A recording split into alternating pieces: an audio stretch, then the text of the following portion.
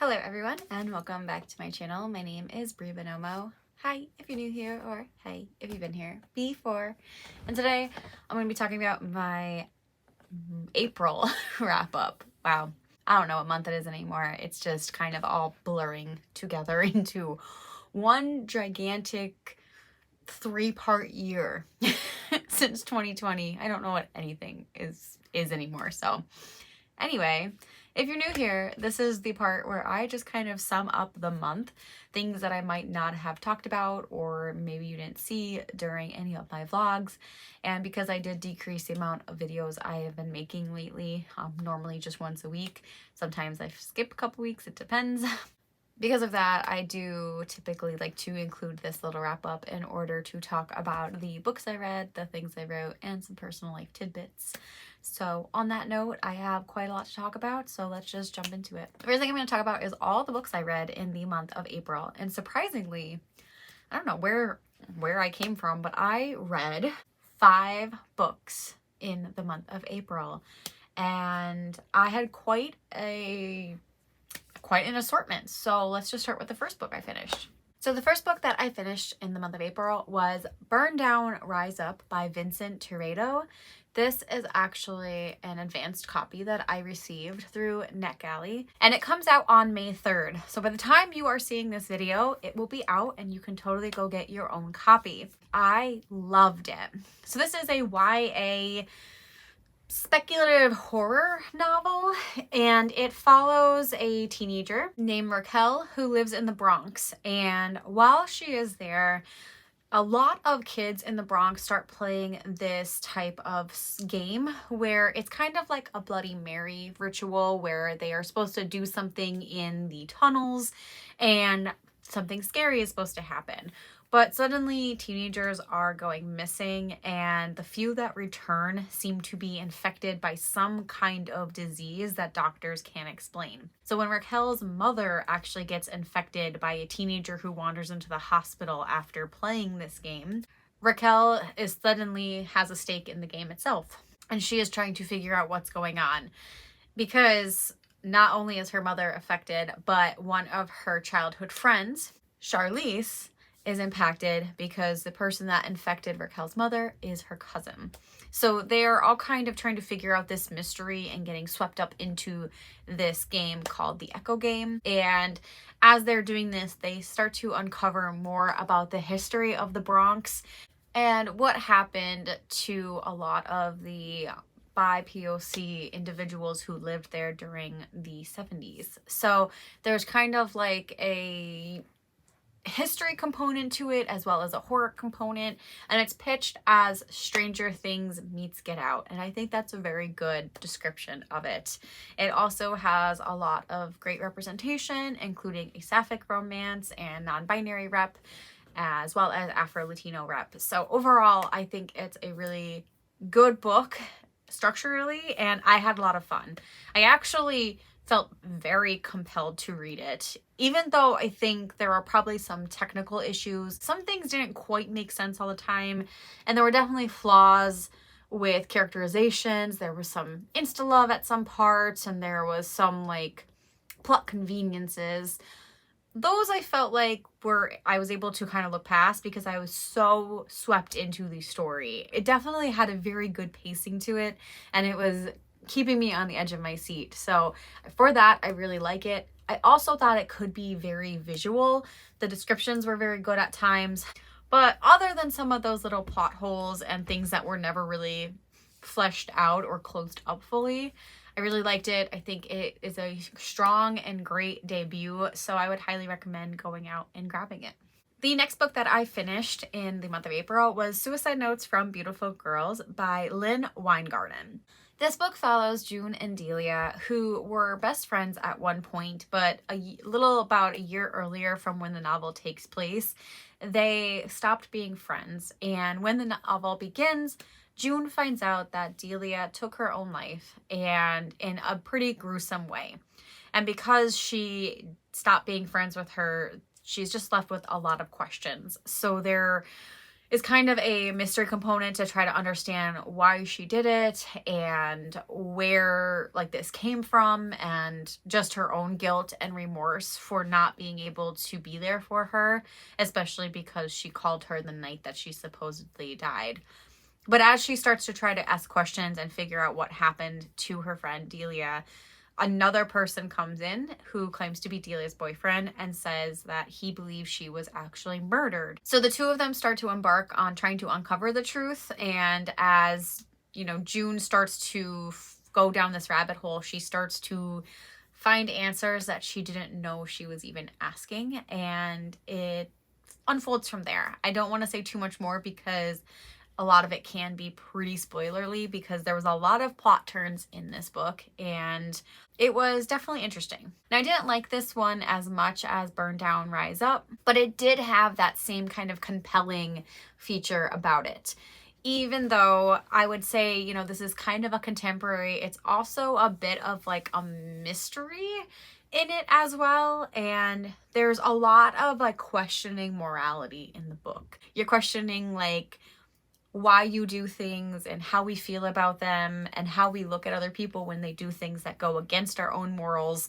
And yeah, there's just a lot to unpack here. And I feel like on one hand, some parts were done really well. And then on the other hand, sometimes this book kind of seemed to be spiraling. And I'm like, how is this? Where is this going? How is this going to end? Like, what is the point?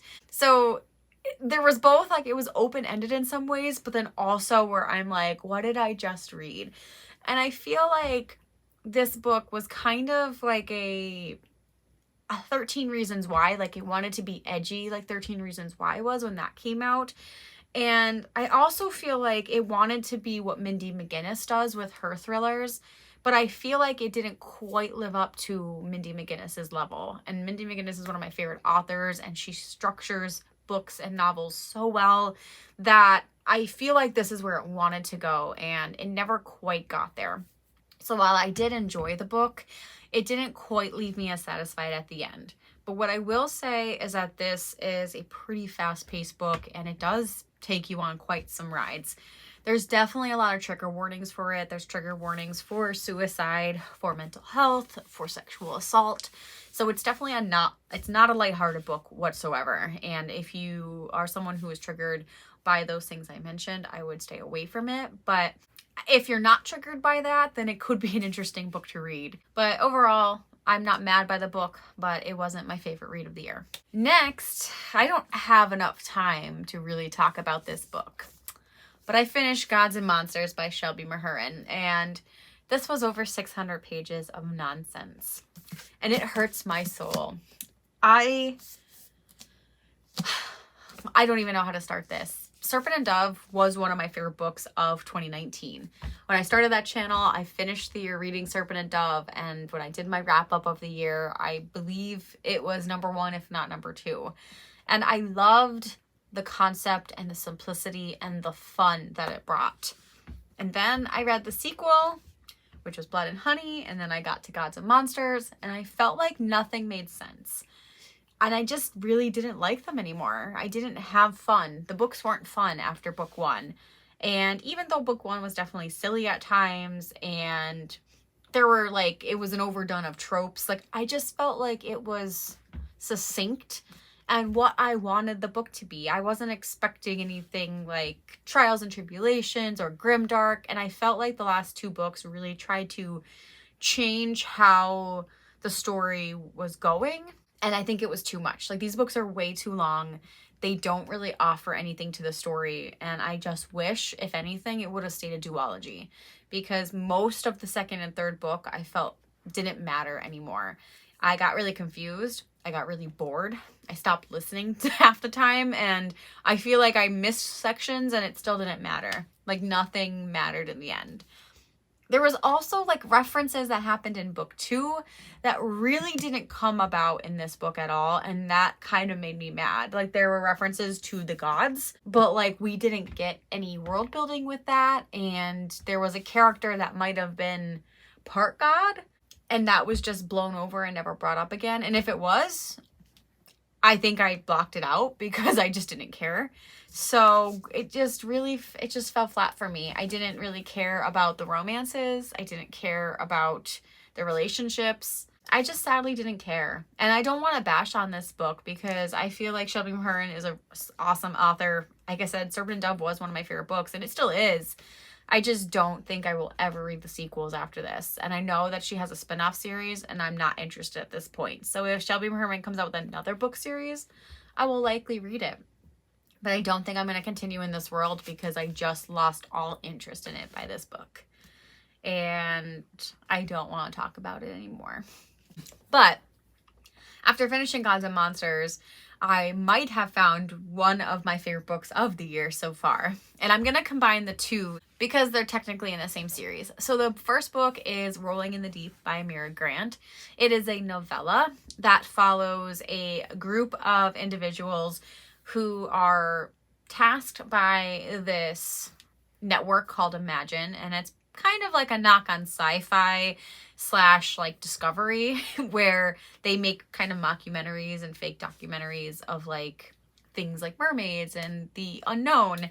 So they tasked this group of people that included scientists and personalities and other individuals to go into the Challenger Deep, which is the deepest known point of the Pacific Ocean, and try to find evidence of mermaids. Now, most people don't believe that they are going to find anything, so the network is assuming that it's going to be a hoax and they're just going to film some footage and make a fake documentary. But unfortunately, they end up finding something, and no one ends up making it out alive. So the first book is the novella, where it's setting up that premise of what happened to this ship called the Atargatis. The full-length novel, which is Into the Drowning Deep, is the follow-up where Imagine decides to send out another crew to try to secure the proof of what happened and maybe actually prove that mermaids are real without losing everyone for a second time. So at the end of the day, they all go back out to another ship with a bunch of other people to try to secure proof of whatever attacked the ship was actually mermaids and bring that back as evidence that they made one last great discovery for the Imagine Network, because they are slowly going under as a business. So overall, I loved both of them. I loved the prequel kind of novella. I loved the full-length story. It was amazing. I cannot find a single flaw that I have with this book. I feel like the pacing was great. The plot was great. The characters were interesting. There's so much representation. It's wonderful. There is a lesbian autistic main character. There is another bisexual character. There was also like an Australian character who was like a Chinese immigrant. There's a French character. Like I said, there's just so much. And the narrator, because I listened to the audiobook, was also fantastic and brought all the characters to life.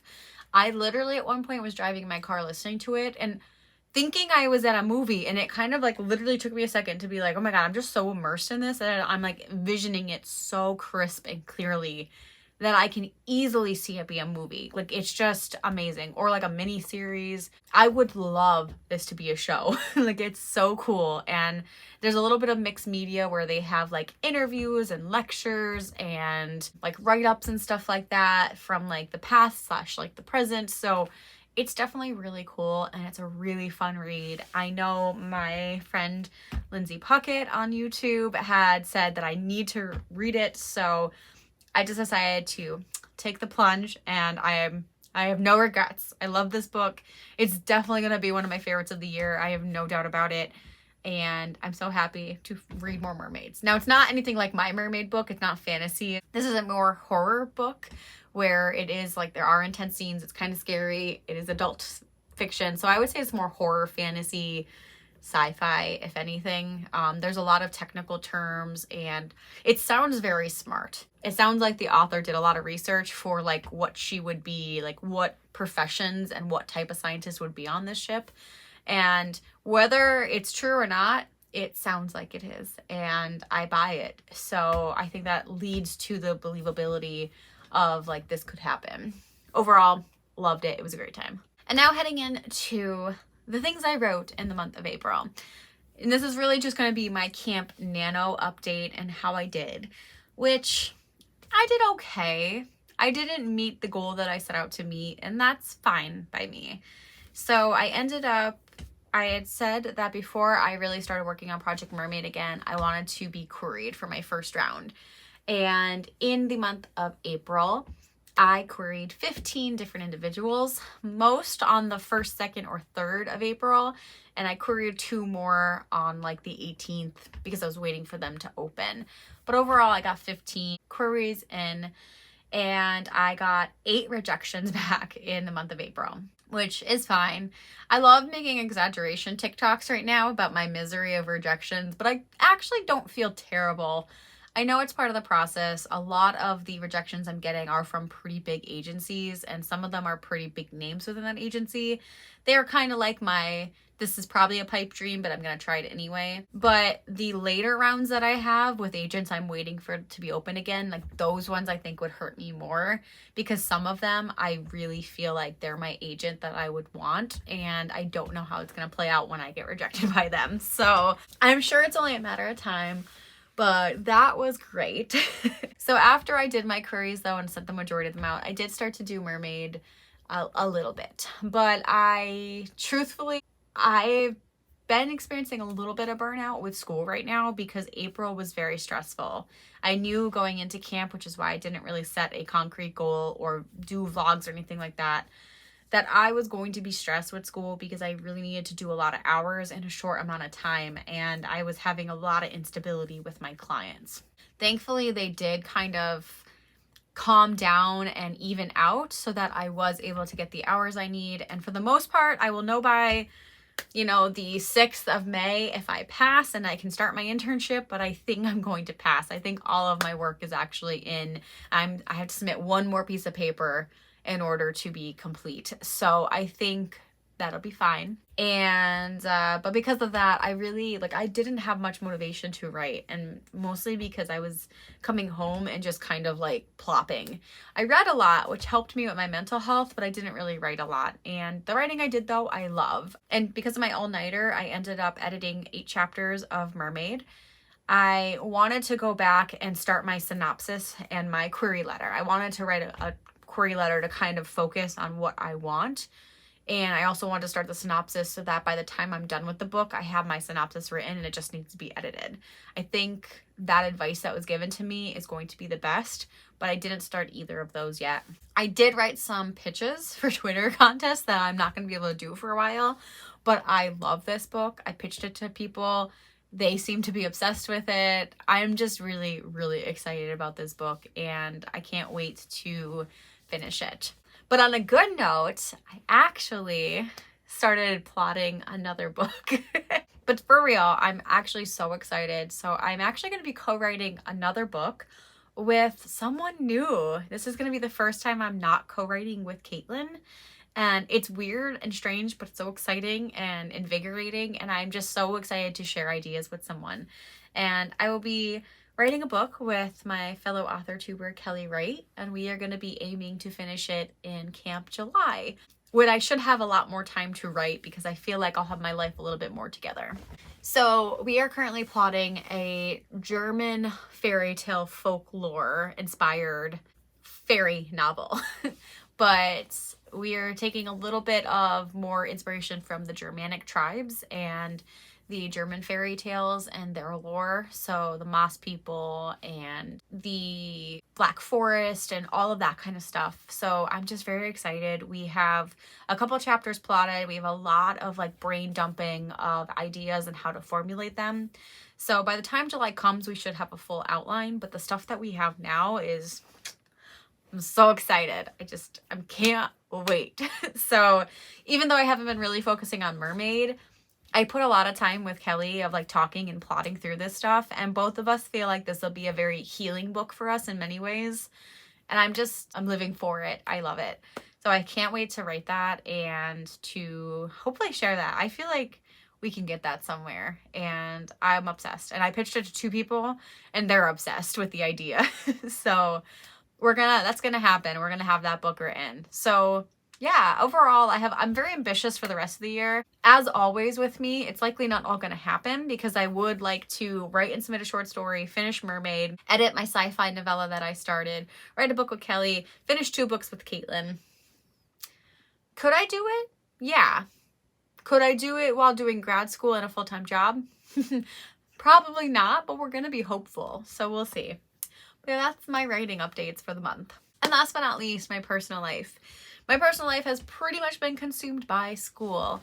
So I mentioned school was just a killer for me this month, and I felt very run down at times because I was just going from work to school to work to school. And usually by school, I mean I was going to my practicum site for hours. So I was just doing a lot of therapy, and I'm feeling it now.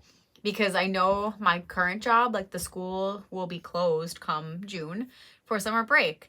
And that means my therapy with the kids will slow down quite a lot. And last year that was wonderful because I had a lot of downtime to plan and process and do schoolwork and stuff like that. This year it's going to be a little bit different because I have more clients for my job. I am up to, I think, 16 kids. And then I also have currently 6 adults with my practicum. So I have to balance both. So I do feel like I'm going to be working over 40 hours still for the whole summer. But I'm hoping that it's going to balance out where I'll still have like a decent time frame. Like even the days like that I don't have to go into the school and I'm going to my internship site, which is just my main office building, that I'll still be there like only 8 hours. And I think it's manageable. It's just going to be a little bit of finagling because my schedule is not going to be as consistent as it was last year. But the good news is that if I finish all of this and I get all the hours I need, then come December, I will be done with school. Finally. After so many years of back and forth and thinking I'm doing what I'm doing and then not doing it and coming back, I will be done. And I can apply for licensure come January. And that's all I want. And I'm going to make it happen because I want to write books and I want to get that off the ground. And school is not letting me do that. So while I love and I'm grateful that I can do all this, it's super stressful and I hate the regulations, but it'll be over one day. So that's where I'm at with school. I did submit all my paperwork. I have one paper that literally just needs a signature and then I'm done for this semester. It doesn't quite end for me come May. I will still be doing internship hours to give myself a boost because I could get up to 100 hours in May. And my goal is to get as many hours as possible between May and August because I need 600. And I need 240 direct hours, which is going to be pretty hard to do in 7 months. But I'm very hopeful and I think I found ways around it. And that's how it's going. So we're halfway there. We're getting there. But other than that, I did a lot of good self-care with people, I think, this month. I saw a lot of like family and I spent time with them. Not like a lot of time, I should say, but like I had like a day here and there like throughout the month where I would go see people and spend time with them. I went for a walk with my mom, which was really nice. I went out to dinner with my grandparents. I went with walks with friends. I hung out in the salt cave. I went for a little adventure, which I wanted to vlog, but it honestly wasn't enough vlog-worthy stuff. But me and Kate went to a book event called Books Appetit, and it's supported by a local library. So we went there, we paid for the ticket, it was $25, and we got wine that was included in the ticket. We got food that was included, and we just got to kind of hang out, and I don't know, it really wasn't anything crazy. Like it was just a benefit to support the library as well as like networking for other people. So while I didn't really have any point to be there, it was just so nice to do something and to get out and be with my friend, and it was such a nice time. And it helped because I had a really rough week at work the last week of April, and I'm not going to talk about it with the internet, but it was very trying and extremely emotional for clients, for myself. Like I just really hit a wall with my compassion for that week. I'm feeling better now because I did recharge, but it was it was just a really trying week. And sometimes in the mental health field, you're going to have those weeks and you just have to figure out how to rebalance. But yeah, overall, I had a good month overall, but I could tell that I was really feeling low most days. Like most days I would get home and not want to do anything because all I've been doing is working. And I feel like I'm currently on that grind of I'm living for the weekend, and I hate that feeling.